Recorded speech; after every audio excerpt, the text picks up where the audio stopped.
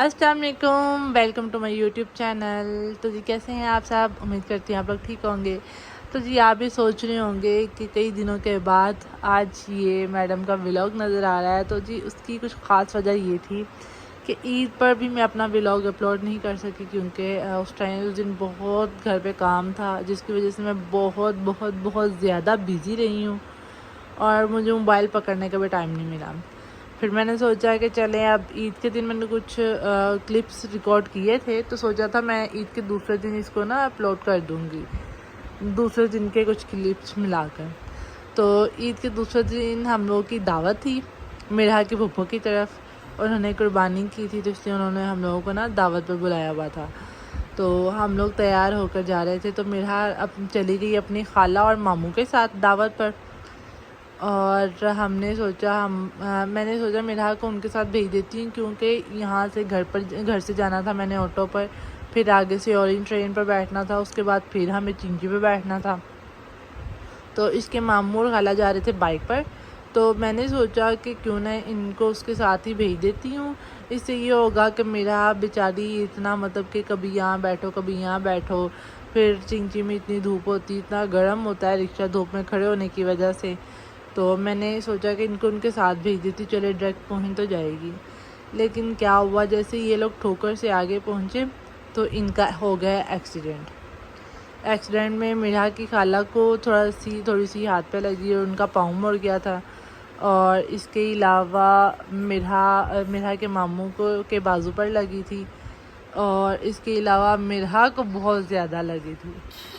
तो मेरा को बहुत ज़्यादा लगी थी, लेकिन शुक्र है अल्लाह का मेरा को कोई मेजर चोट नहीं आई। मेरा को बस फेस पे पूरा जो मेरा का था ना फेस ख़राब हो गया हुआ था, फेस पर पूरी रगड़ें वगैरह लगी हुई थी। और मेरा दिल ही नहीं किया उस दिन के बाद कि मैं अपनी बेटी की कोई वीडियोस बनाऊं या कोई पिक्चर्स बनाऊं या अपलोड करूं। तो इसीलिए मैंने इस चीज़ को अवॉइड किया, और मैंने डिसाइड किया कि जब तक मेरा का फेस ठीक नहीं हो जाता तब तक मैं मेरा की कोई भी वीडियोस वगैरह बनाकर अपलोड नहीं करूँगी। तो अभी माशाल्लाह शुक्र है अल्लाह का, मेरा का फेस पूरी तरह से नीट हो गया है। मैं आपको थोड़ा सा क्लोज करके दिखाती हूँ, शायद आपको नज़र आ जाए। ये देखिए यहाँ पर ये आपको नज़र आ रहा है, ठीक है। एक यहाँ पर थी, सारी नोज़ पे थी चोट, पूरा नोज़ गंदा था। ये इधर था, यहाँ पर पूरे चिक्स के ऊपर यहाँ पर लाइंस पड़ी हुई थी ऐसे। और इसके अलावा यहाँ पर फोरहेड पे भी सारी लाइंस पड़ी हुई थी, और ये ऊपर से यहाँ पर भी चोट लगी हुई थी। अब वो ऊपर से इसका जो स्किन रफ़ हुई हुई थी वो सारी की सारी उतार दी है। तो इसीलिए शुक्र है अल्लाह का मेरा का फेस पहले जैसा नीट लगने लग गया। तो मैं अल्लाह पाक का बहुत शुक्र अदा करती हूँ। अल्लाह पाक ने मेरी बेटी को अपने हिफ्ज़-ओ-मान में रखा, इसको लंबी ज़िंदगी दी, और इसको वक्ती तौर पे मुझे बहुत दुख था, लेकिन अल्हम्दुलिल्लाह फिर भी अल्लाह ताला का बहुत शुक्र है कि अल्लाह पाक ने मेरी बेटी की हिफाजत की। तो फिर सोचा मैंने कि क्यों ना आज हम वीडियोस बनाकर अपलोड करते हैं अपनी। तो एक बात मैंने आपसे ये भी कहनी थी कि आप जब भी किसी के भी बच्चे को देखते हैं, किसी के भी बच्चे को, तो उसको देखकर माशाल्लाह ज़रूर बोला करें, क्योंकि बच्चों को बहुत जल्दी नज़र लगती है। और मैं अपने व्लॉग्स में तो लेती सिर्फ़ और सिर्फ अपने बच्चों को, तो इसीलिए मेरा को चोट लगने की वजह से मैंने कोई भी व्लॉग नहीं बनाया, कोई भी वीडियो वगैरह नहीं बनाई, क्योंकि मुझे खुद भी अच्छा नहीं लग रहा था इसीलिए। तो जी आप करते हैं, आप मेरा से बात करते हैं, ठीक है। मेरा ये आप क्या कर रहे हो? तो मेरा कैसी हैं आप ठीक है? आपको दर्द तो नहीं होती? आप गिरी कैसे थी, बताओ मुझे। अभी ठीक हो आप? आपकी चोट ठीक हो गई है? तो मुंह से बोलो ना, आप मुंह से क्यों नहीं बोल रहे हो? मुंह से बोलो। ठीक हो गई हो आप?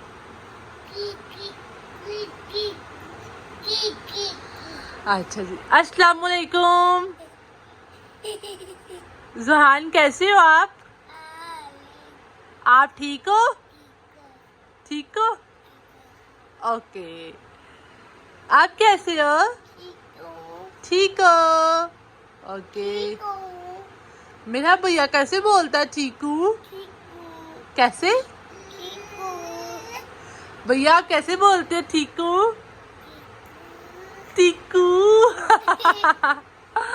माशाल्लाह जी, अभी हम लोग सुबह सुबह उठे थे, मैंने सोचा चलो आज ब्लॉग शुरू कर लेते हैं। टाइम हो रहा है 11:30 का। तो जी अभी हम लोग उठे हैं तो थोड़ी सी मैंने कहा चलो गपशप कर ली जाए। तो अब हम जा रहे हैं थोड़ा सा नाश्ता फ्रेश वगैरह होके, तो फिर हम लोग नाश्ता वगैरह करते हैं, तो उसके बाद फिर मिलते हैं। नाश्ता वगैरह तो हमारा हो चुका था कब का, और अब शाम का टाइम है।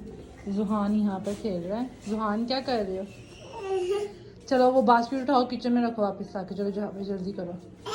तो जी अब आज मेरा की फरमाइश थी कि उसको खानी है बोटी, फ्राई बोटी। तो उसके लिए मैंने गोश्त को निकाल कर ना यहाँ पर भिगो दी है। ऐसे ही जेन में नहीं रहा, जब इसके पैकेट्स बनाए थे तभी मैं गोल बोटियाँ अलग कर लेती तो सही रहना था। अब इसमें हड्डी वाली बोटियाँ मिक्स हैं, उसके लिए अब मुझे इसका वेट करना पड़ रहा है। इसको रखा है मैंने चूल्हे पे थोड़ा सा कि ना इसको सेक लगे, इसको जल्दी मेल्ट हो जाए। और एक साइड पे मैंने दूध को अपने को बॉईल कर लिया है जो कि उबल चुका है। जी आओ क्या आओ। तो जी अब मैं बनाऊंगी बोटियाँ। हम लोग वैसे तो खाया नहीं जाता, तो इसीलिए बच्चों को मैं वो बोटी टिक्का फ्राई करके दे देती हूँ। घर पर ही ना चटखारा बोटी बना कर दे देती हूँ, वो बहुत मज़े की लगती है खाने में, बच्चों को बड़ी पसंद है। और मेरा बाजी कल से 2 दिन से फरमाइश कर रही थी, तो मैंने कहा चलो आज बना ही लेते हैं इनके लिए। तो अब इनको बनाते हैं, तो आपको भी दिखाती हूँ कि मैं कैसे बनाती हूँ। बहुत इजी है, बहुत ही आसानी से आप बना सकते हैं। बस ये है कि उसमें आप गोल बोटियों का इस्तेमाल करते हैं, हड्डी वाली बोटी आपने यूज़ नहीं करनी होती उसमें। और बिल्कुल छोटे नॉर्मल साइज़ की बोटी चाहिए होती है, उसमें बड़ी बड़ी बोटियाँ नहीं चाहिए होती हैं। तो चलें अब इसको ज़रा थोड़ा सा मैं तोड़ लेती हूँ, पानी गर्म हो गया है। फिर इसको आगे की इसकी जो कार्रवाई है ना वो फिर शुरू करते हैं हम। तो जी गोश्त की मैंने छोटी छोटी बोटियाँ कर ली, इनको मैंने साफ़ कर लिया अच्छे से, चर्बी वगैरह सारी उतार दी है। मैंने सोचा था कुछ इसमें से निकाल के तो मैं मतलब फ्रीज़ कर लूँगी बना के। तो जी इसको जैसे ही साफ़ कर रही थी तो साथ ही सिस्टर का फ़ोन आ गया, जी वो भी आ गए हैं। तो मैं एक और पैकेट निकाल के लाई हूँ कि चलो फिर फ्राई किए होंगे तो ना तो ये ज़्यादा खाया जाता है। तो फिर मैंने कहा चलो फिर एक और शॉपर निकाल के अब इसको मेल्ट करती हूँ दोबारा से, फिर इसे दोबारा सारा प्रोसीजर करना पड़ेगा मुझे। तो जी अब मैं बनाने लगी हूँ दही। इसमें मैं दही मैंने लगा लिया अच्छे से साइडों पर इसके, और ये ना दही के लिए मैंने दूध अलग से निकाल कर रखा हुआ था, इसको अलग से मैंने बॉईल करके ना निकाल लिया था। इसमें मैंने हंगाल वाला कुछ नहीं लगाया, क्योंकि अगर इसको पानी लगा देना तो फिर दही अच्छी नहीं बनती। तो अब इसको मैं डालने लगी हूँ इसमें। सुबह तक ईजीली इसमें जो भी है ना इसकी सारी दही बन जाएगी। अब इसको मिक्स करते हैं। ये जो मलाई है ना इसको भी मैं निकाल के इसको ऊपर डाल देती हूँ। तो जी दही में मैंने दूध डाल दिया हुआ है। अब मैं इसको रख दूँगी एक साइड पे। यहाँ पे मैंने चूल्हे के ऊपर ही रोज़ रख देती हूँ, चूल्हा नहीं मैं जलाती, बस वैसे ही रख देती हूँ यहाँ पर। अब इसके ऊपर कोई चीज़ रख दूँगी, सुबह तक इसमें ईजीली दही बन जाएगी। और इतनी मज़े की दही बनती है ना मलाई वाली, बड़ा मज़े का मतलब उसका टेस्ट होता है।